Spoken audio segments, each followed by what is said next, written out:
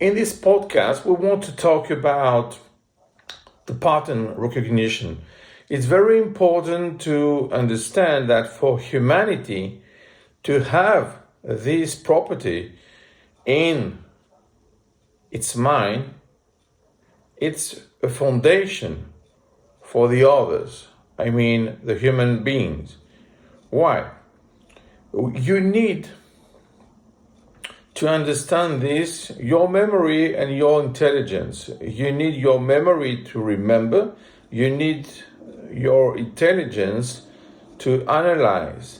And at the end of the process, you need also a synthesis.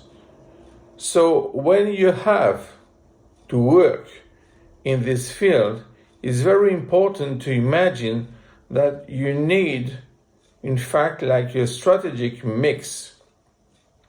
So let's give an example.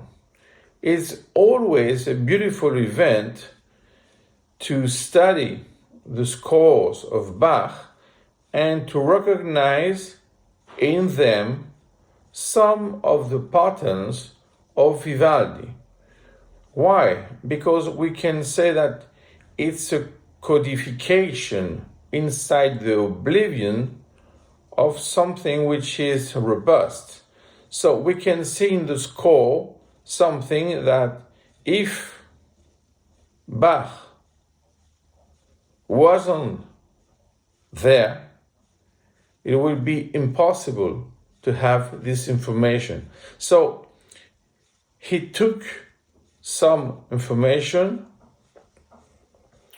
he coded them in his score, and at the end we have some gems of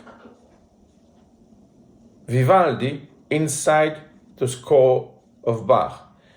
We need to recognize this pattern to understand that, in fact, this is another composer.